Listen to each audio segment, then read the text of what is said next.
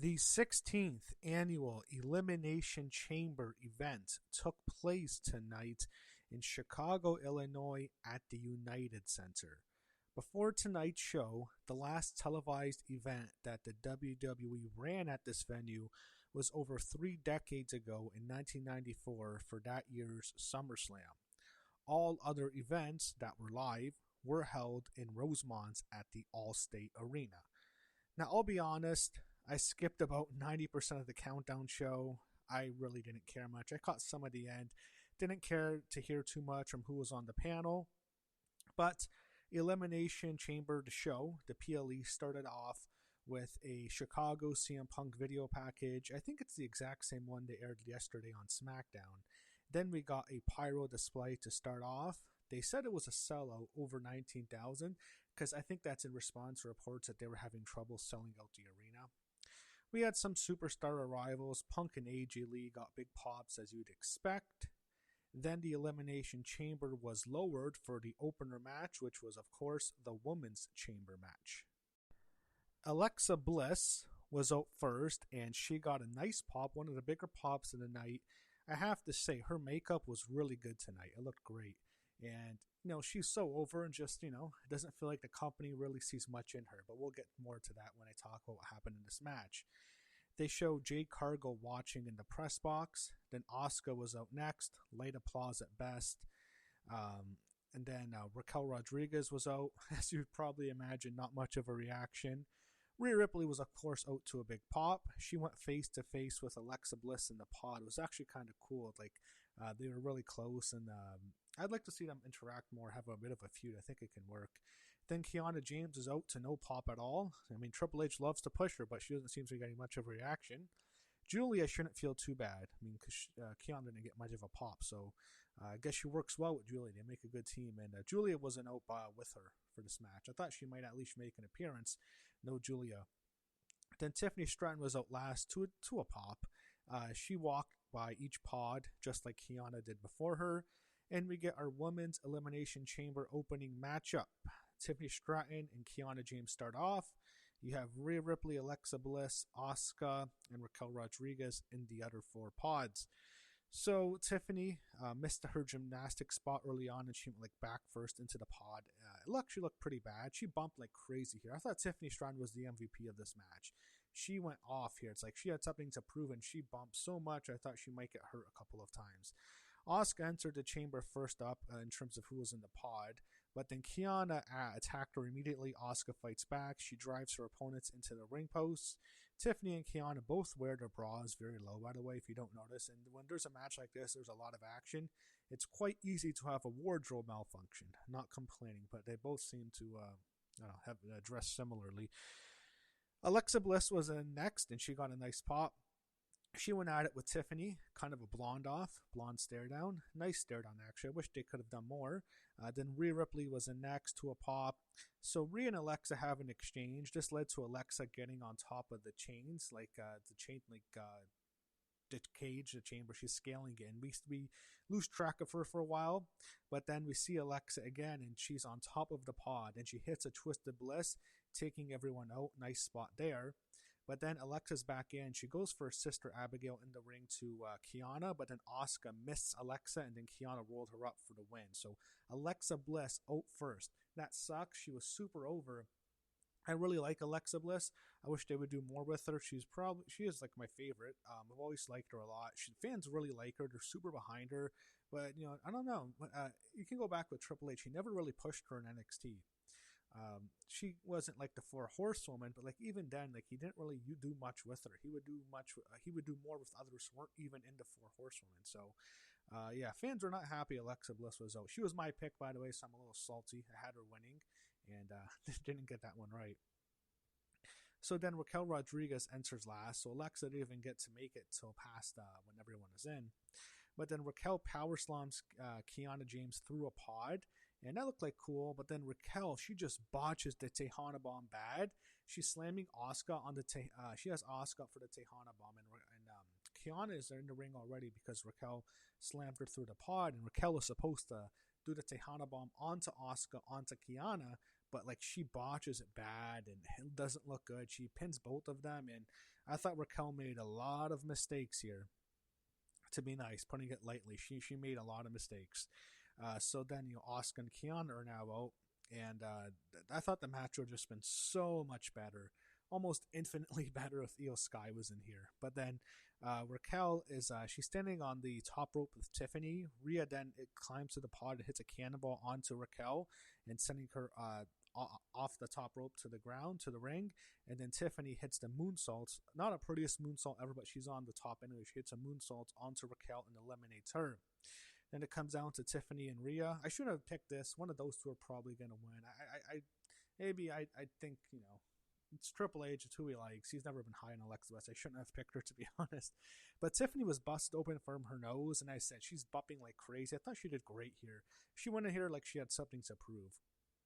So Tiffany went for the moonsault, but Rhea drove her into the pod, so she pushed her off, and then Rhea hits the riptide onto Tiffany Stratton to win the match. I thought it was a decent match. It was all right, but nowhere near as good as last year's, which was the best women's elimination chamber of all time.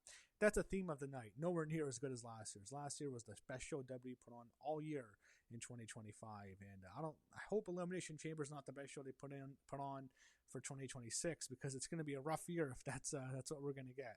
But that was the theme. It just wasn't as good as last year's, but still, I thought it was okay. I didn't think it was bad. I really hope Io gets into the WrestleMania match. They already put on the display. It's Jade Cargill against Rhea Ripley at WrestleMania 42 now. And Rhea actually got a pyro display. She celebrates, and we see Jade looking on. So they show Trick Williams, LA Knight, and Javon Evans all warming up backstage in the back. Then we get a long break. I don't know why. I'm so annoyed with the breaks. Were probably some of the worst parts of the show. It really annoyed me. After that, we got a Slim Jim commercial with Bianca Belair and LA Knight. So speaking of Bianca, I wanted to mention this because if Bianca was healthy and she was going to return, I think WWE was planning on her returning. Maybe her rehab had gone better. Bianca Belair would have been going to WrestleMania to face Jade Cargill for the WWE Women's Championship. I think they just gave Rhea Bianca's spot. I think they had it all set up for Rhea to challenge Bianca to challenge Jade, but since she's out, since Bianca isn't going to make it, they just gave Rhea that spot. That's what it looks like to me. Then we got the Becky Lynch versus AJ Lee video package. Just too much downtime. That was a huge problem with the show. Too much downtime. So Becky Lynch was out first. Not too much of a reaction here. I thought Becky worked hard in this match, to be honest, but like there's a lot to say about it. Then AJ Lee comes out to a pop. It's her first singles match in 11 years, so Chicago liked her.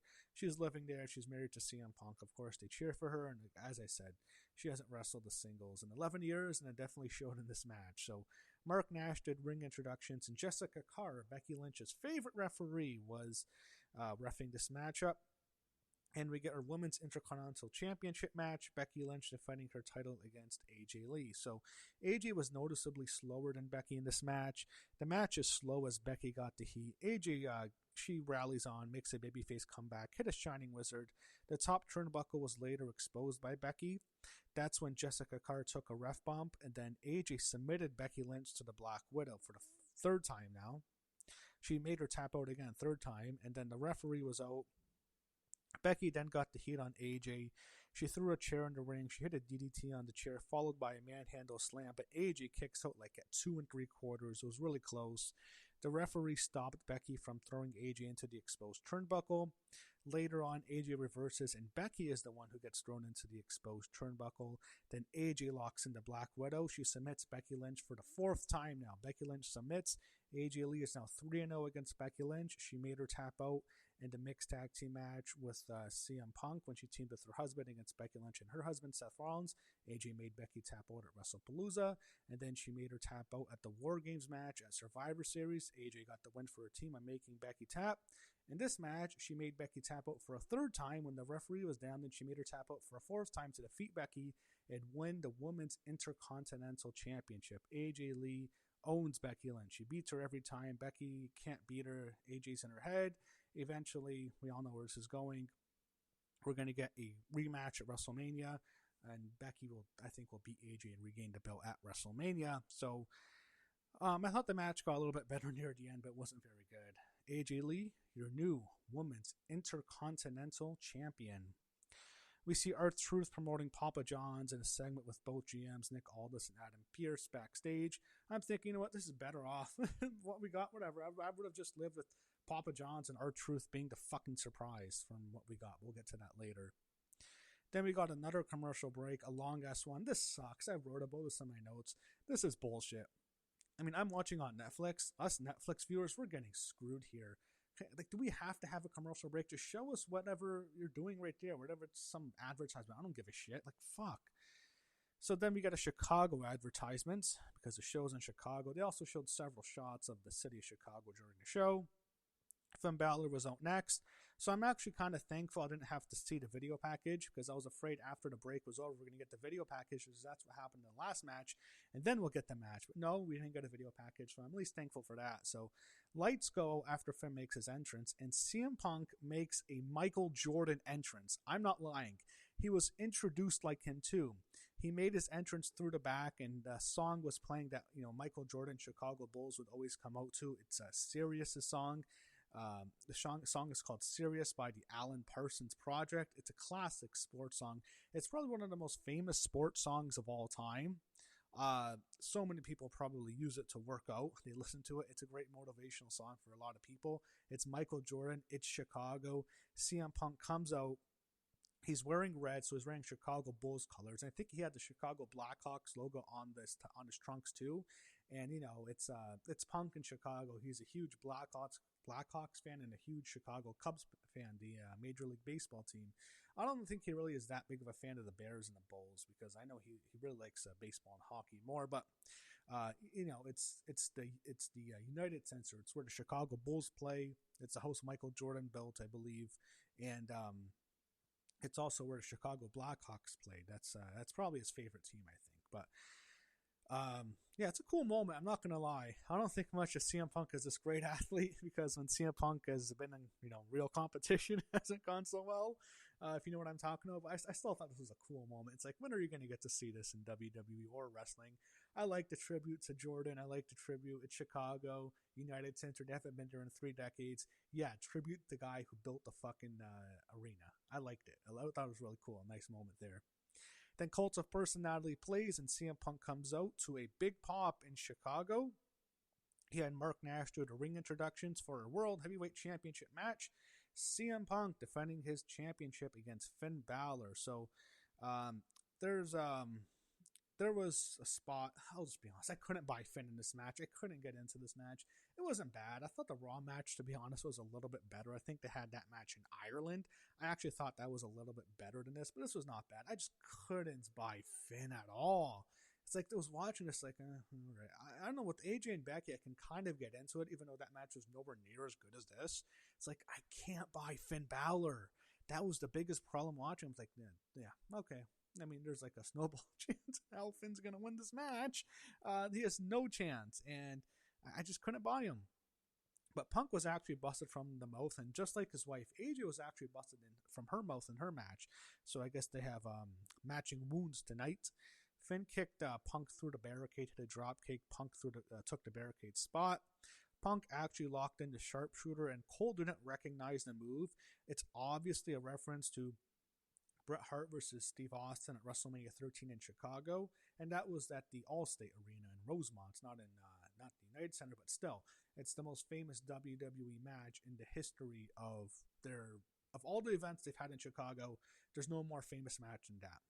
Hart Austin was in the Hall of Fame last year, the first match to be inducted into the Hall of Fame. All-time classic match. Practically made Steve Austin's career, and we all know followed that with the Attitude Era, him bleeding, passing out to the sharpshooter. But it took Cole a second to realize it, and then I think like it kicked into his head. Oh yeah, Chicago sharpshooter, yeah, okay. And then Punk hit the go to sleep after that for the win. It was average, but you know what? Like I couldn't buy Finn Bálor. I just couldn't get into this match. Like, there's nothing you can do to sell me that Finn Bálor had any chance to win. So after the match, Finn looks like he's going to confront Punk, and he extends his hand, and Punk shakes it. So I think we're going to get Dom and Finn at WrestleMania. I think that's probably where we're going, and maybe get the return of the Demon here. I think everyone would have preferred that the Demon was in the box instead of what we got, but we'll get to that soon. After the match, AJ Lee comes out and she celebrates with her husband CM Punk. They're both champions. AJ Lee, the women's Intercontinental champion. CM Punk, the world heavyweight champion. I thought this was a nice, wholesome moment, seeing a couple celebrate where they live in front of the live crowd who loves them. Nice moment here. And the main event of WrestleMania is set up. As if it was ever in doubt, CM Punk will defend his world heavyweight championship against Roman Reigns. And I fully expect that to be the Night 2 main event for WrestleMania. That'll be the big one. That's the big match they're setting up this year. CM Punk, Roman Reigns. After that, I don't care about this. They show some celebrities. Who cares? They promote WWE 2K and Backlash. They announced the attendance actually of 19,346. So to me, when I heard that, okay, clearly they're a little pissed off that there's reports that they were failing to sell this year, sell out the chamber. Yeah, screw you. We sold almost 20,000 tickets this year. Then we get the box segment. I'm just going to go through it quickly. It's a coffin. It's Danhausen. He comes out. He makes an entrance. Several women were wearing his face paint. He's so small. I don't see this guy going anywhere. He gave Cole his teeth. Whatever. I look at this guy's like a mystery iguana type of guy. The lights go out. He's gone. Meh. I don't care about it. Whatever. So we got another commercial break. And then the chamber lowered for the second time so we can get our main event. For the men's Elimination Chamber match, Trick Williams was out first. He got a nice pop. Then LA Knight came out next. And by the way, I thought the Chicago crowd was okay. I didn't think they were anything good. I didn't think they were anything special. It's usually Chicago is the hottest crowd every year. There was a streak, and especially around when CM Punk first cut that pipe bomb, the Chicago crowd used to be fucking crazy, especially after that. Now, I mean, they're a better crowd, better than most crowds, but it's like, whatever. They're okay. Nothing spectacular. Then LA Knight came out next. Logan Paul was out next with Austin Theory and Paul Heyman. And Heyman would sell actually very good. With what happened to Logan Paul, I thought Heyman actually sold well. But we'll get to that later. Randy Orton was out next. And the final man in the pod, he was. So we have our 4 guys in the pod. And the 2 guys starting off were Javon Evans. And just like Randy Orton did, he takes his damn time. And Javon Evans takes an eternity to get to the ring. I guarantee you Randy Orton would not have been chewed out by Triple H. But I got a feeling Javon Evans was, because Randy's just taking forever. It's his usual entrance, takes forever. But then Javon, like, he's going and like he's hugging people in the crowd. Every single time he takes a step, he has to interact with someone to the side. I guarantee you all the guys in the chamber were pissed off at this guy. This was annoying. Javon Evans took for it. I really actually got to me, and it actually just almost turned me off on him. It's like, oh my god, get to the fucking ring, dude. It's one thing with Randy, the guy who's been there for over almost 25 years. You've been on the main roster for a few months, not even a few months, like 2 months, less than that.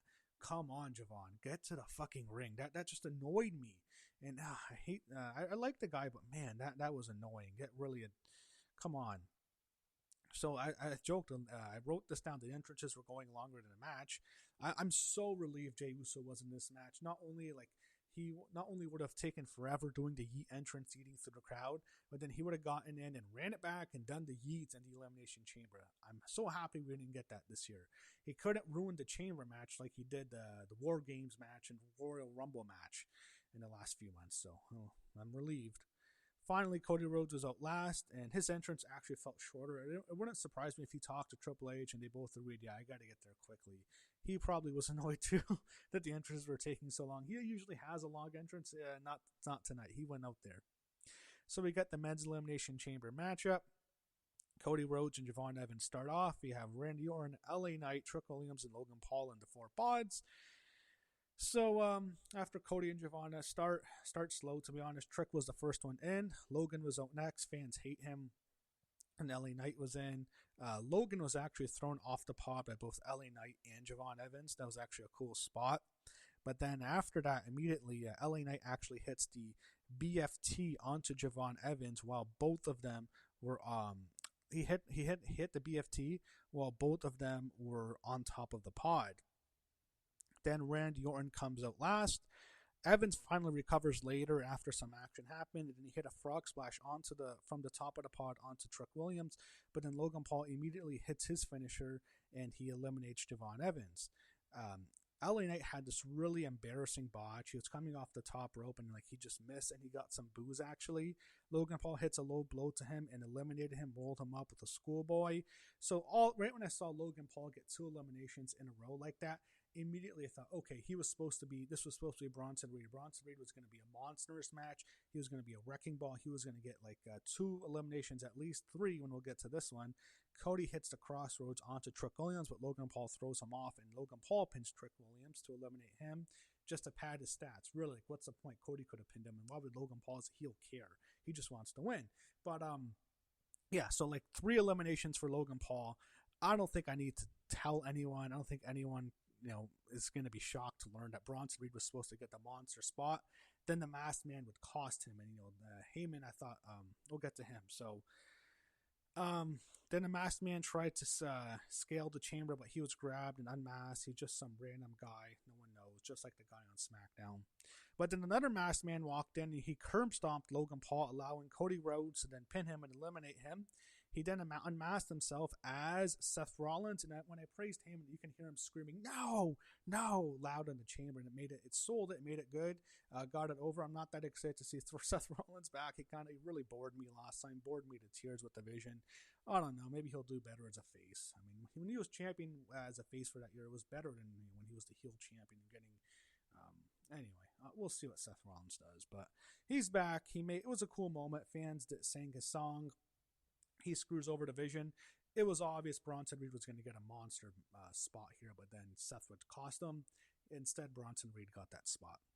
Then Drew gets in, and the chamber is open the whole time, by the way, and he starts attacking Cody, and I think he hit a Claymore, but then I'm not sure if he hit the Claymore. I think he just hit him with the belt. But then what happens is, as he's attacking Cody, Randy Orton attacks Drew and hits an RKO to Drew. Then Cody hits the crossroads onto Drew McIntyre, taking him out, so his interference was over. But right as Cody Rhodes turns around, he gets hit with an RKO from Randy Orton, and Randy Orton pins Cody Rhodes 1, 2, 3, and he wins the Elimination Chamber. So that was definitely a surprise. I had Cody Rhodes winning. He was my prediction. I got both my picks wrong. I had Cody winning the men's, Alexa Bliss winning the women's. Both did not, so I was wrong on that at least. I got Punk winning. I got AJ Lee winning. I got Danhausen in the crate. So I guess I'm at 3-2 on my predictions. But Randy Orton gets the win here. I thought this was an okay chamber. Not bad. Again, not as good as last year's. Everything about the show was inferior to last year's show. But again, last year was one of the best PLEs WWE has really ever produced. Not going to lie. That was a classic PLE last year. So couldn't live up to it. Chamber, everything was below last year. I'll put it like that. But Randy Orton wins the match, and he's officially now going to face Drew McIntyre. I think we're getting a fatal 4-way. Drew McIntyre versus Randy Orton versus Cody Rhodes versus Jacob Fatu at WrestleMania. I think that's where we're heading. I think it's actually pretty obvious now. It's a fatal 4-way. The show ends. Randy Orton is celebrating. Cody Rhodes looked ejected, and that was how Elimination Chamber officially ended. So that was it. Now this is like the last big stop on the road to WrestleMania. Now that was it. That was the Chamber this year.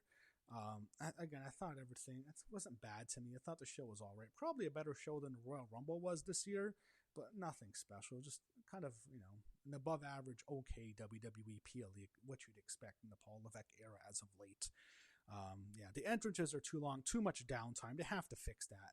They have to fix the downtime. They have to fix the long entrances. Like, seriously, dude, that it almost took me out of the show. I was getting pissed off during the main event, the entrances, but that was the show tonight. I think we're getting a multi-man match at WrestleMania. I think that's obvious, and that's how the show ended. So Randy Orton and Rhea Ripley going to WrestleMania this year, going to get title matches. And with that, the Elimination Chamber is officially over, and we are now closer to the road to WrestleMania. It's kind of like when you start off, you're on the back roads. I think from the Rumble to the Chamber is on the back roads. Now we are past that. We are on the highway on the road to WrestleMania.